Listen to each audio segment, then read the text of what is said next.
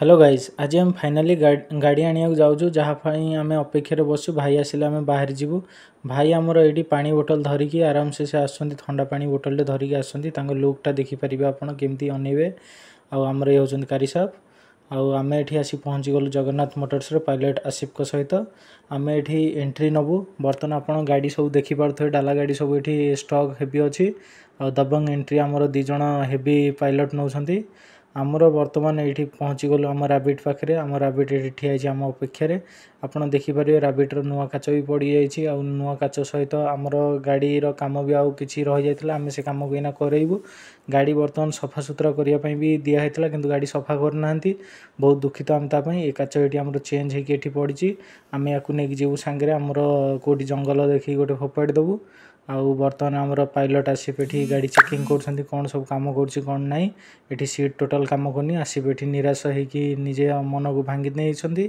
बर्तमान आम डाला फाला सब चेक कर आसिफ गाड़ी सब चेक चेक करके ऑफिस को फेरी आसिले आमर मिनी कूपर नहीं बाहरी पड़लो आम ग्यारेज को आमर ये मिनी कूपर से पार्क कर सारापर आम आमर मेन गाड़ीटा को आम लगे जोटा राबिट को आम आनीचु ग्यारेज को चेक करने आमर ये राबिट थुआई बर्तमान आमर जो कारी साहब आमर बड़ भाई जे आसिकी गाड़ी ये लगे देइछंती आम ये आसी पहुँची गलु ग्यारेज बर्तमान यार चेक चेक हम ऑपरेशन करा ऑपरेशन रे देखा यार कौन सब खराब अच्छी कौन ना सब मिस्त्री चेक कर सारापर आम या आज फाइनाली घर को लेकिन जीवु किंतु ये आमर आसिफ कौन कर गाड़ी एक्सीलेटर आ ब्रेक को चेक करने आग पछ कर गाड़ी को चेक कर गाड़ी एक्सीलेटर उठाऊ नाला जहाँफल आम मन दुख था कि गाड़ी कौन प्रोब्लेम अच्छी किंतु एठी जो आमर मिस्त्री भाई थे से कहते गाड़ी सबकि ठीक ठाक अच्छी किंतु आम या कौन कलु गाड़ी सब चेक चेक करापर पुणी देखलु कि चलू ठीक अच्छे आम घर को आज जमी नहीं कि एठी आमर मेकानिक भाई गाड़ी भितर पशिकी सब गाड़ी रे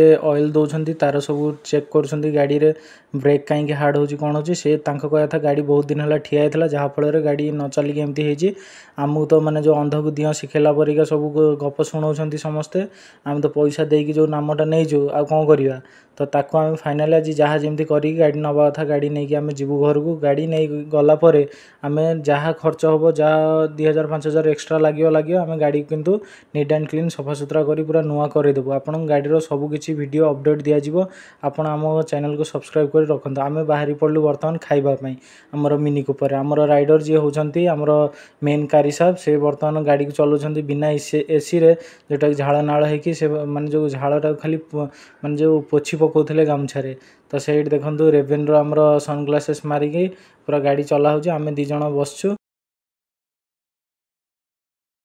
उत्तप्त खरारे आम बाहरी पड़लु चांसेलर खाया शहीद नगर तो शहीद नगर पर आम खरारे बाहरला बेले आमर भाई थे मेन राइडर तो आम ये बसिकी आम दीज बसलु कि आराम से हस गप करी आम गाड़ी गलु कहीं आम खाई सारिकी आसला आम गाड़ी को घर को लेकिन जीवु तो उत्तप्त खरारे पेट भोक बेलासरे आम उपास केमती गाड़ी नहीं जीवु तो टिके तो खुशी आम खाଇବା पीवा करी तो घर को जीवा तो से आम बाहरी पड़लु रास्तार आम देखलु गोटे शोरूम जहाँपाई आम बाहरी पड़लु महिंद्रा बोलेरो देखापी तो ये बोलेरो जो प्राइस सब शुणिकी मुंड खराब था बहुत पुराना गाड़ी सब 6 लाख 7 लाख 10 लाख एमती डाकुले ये जो रेड कलर आप गाड़ीटा देखा से गाड़ीर दाम हूँ 18 लाख टଙ୍କା जोटा कि से 6 मासर गाड़ी था तो आम एमती गाड़ी ये इन्स्पेक्शन कलापर किसी समय आम ये बुलीगलु सब गाड़ी ये देखलु गाड़ीर इन्स्पेक्शन कलु गाड़ी सब मस्त कंडीशन था यहाँ पूरा अरख नुआ जो कहती 4 मास तलर गाड़ी किए जन नहीं बोधे पैसा सुझी पारानी हाई स्टाइल मेंटेन कला चक्कर में लोक ईएमआई तो करदे ईएमआई न सुझिले एमती सब बिक्री करुँच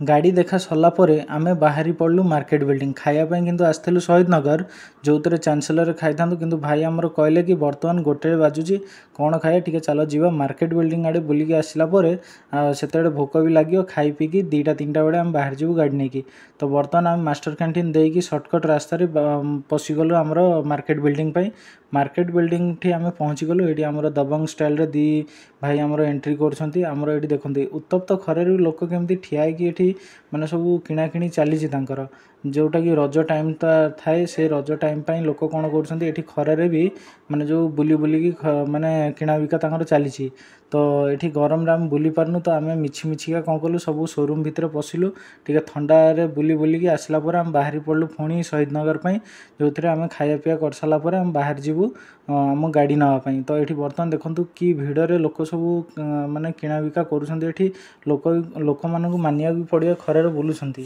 ଆଉ ଏଠି ତ ସ୍ପେଶିଆଲି ମାନେ ଯେଉଁ ଝିଅ ପିଲାରା ସବୁ ବୁଲୁଥିଲେ, ଆପଣ ତ ଦେଖିଲେ ଆଶ୍ଚର୍ଯ୍ୟ ଯେ ଏତେ ଖରାରେ କେମିତି ସେ ବୁଲୁଛନ୍ତି, ସପିଂ କରୁଛନ୍ତି। ସପିଂ ନିଶା ଗୋଟେ ତାଙ୍କୁ ବି ମାନିବାକୁ ପଡ଼ିବ ତାଙ୍କ ପାଇଁ। ଆଉ ସପିଂ ନିଶାରେ ସେମାନେ ଖରା ଫରା କିଛି ମାନୁନାହାନ୍ତି, ସନସ୍କ୍ରିନ୍ ମାରିକି ସେ ବୁଲୁଛନ୍ତି। ଆଉ ତାଙ୍କୁ କ'ଣ ହେବ ଖରା।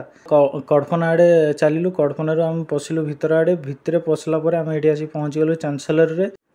ଚାନ୍ସେଲରରେ ବିରିୟାନୀ ମାଡ଼ ଟିକେ ହେଇଗଲା ପରେ ଆମେ ପହଞ୍ଚିଗଲୁ ପୁଣି ଜଗନ୍ନାଥ ମୋଟର୍ସରେ। ଆମର ଏଠି କିଛି ଫର୍ମାଲିଟି ଥିଲା, ଗାଡ଼ିର କାଗଜପତ୍ର ସାଙ୍ଗରେ ନେଇକି ଆମେ ଏଠି ଆଉ କିଛି ଯେଉଁ ପେମେଣ୍ଟ ଆମର ବାକି ଥିଲା 1.5 ଲକ୍ଷ ଦେଇଦେଇଥିଲୁ। ଆଉ ବାକି ଆମର 25,000 ଟଙ୍କା ଦେଇକି ଆମେ ବାହାରି ଯିବୁ ଏଠୁ ଗାଡ଼ି ନେଇକି। ଏଠି ଆମର ଭାଇ ସବୁ କାଗଜପତ୍ର ଆମର ଦେଇଦେଲେଣି। ଆମର ଦେଇଦେଲା ପରେ ଆମେ ଏଠି କାଗଜପତ୍ର ଧରି ସାରିଲା ପରେ ଆମେ ଗାଡ଼ି ପାଇଁ ବାହାରିଗଲୁ। ମୁଁ ଗାଡ଼ିଟାକୁ ବାହାର କଲି ବାହାରକୁ, ଏଠି ମେନ୍ ରୋଡ଼ରେ ଆଣି ଠିଆ କରିଦେଇଛି। ଗାଡ଼ି ଠିଆ କରିସାରିଲା ପରେ ଆମର ଭାଇର ଅପେକ୍ଷାରେ ଥିଲୁ। ଭାଇ ଆସିଲା ପରେ ଆମର ରାବିଟ୍ ଆଉ ଆମର ମିନି କୁପର 2 ଜଣ ଆମେ ସାଙ୍ଗ ହେଇକି ବାହାରି ଯିବୁ ଆମ ଘରକୁ। ତ ବର୍ତ୍ତମାନ ଆମର ଏଠି ଭାଇ ଆସିବେ ହେରି। ଭାଇ ଆସିଲା ପରେ ଏଠି ଭାଇ ଆମର ପାଣି ବୋଟଲ ଗୋଟେ ନେଇକି ଆସିଛନ୍ତି ହେରି। ପାଣି ବୋଟଲ ନେଇକି ଆମେ ଏଠି ବାହାରିବୁ। ଭାଇଙ୍କର ମୋର ସାଙ୍ଗ ହେଇକି ଯିବୁ ଏ ଗାଡ଼ିରେ। ଆଉ ମିନି କୁପର ଆମର ପାଇଲଟ ଆସିଫ୍ ଧରିକି ଆସିବେ। ତ ଆମର ଏଠି ମୁଁ ବସି ପଡ଼ିଲି। ଆଉ ଆମର ଏଠି ଭାଇ ଆମର ଷ୍ଟାର୍ଟ କଲେ ଗାଡ଼ି। ଆମେ ଚାଲିଲୁ ଆମ ଘରକୁ।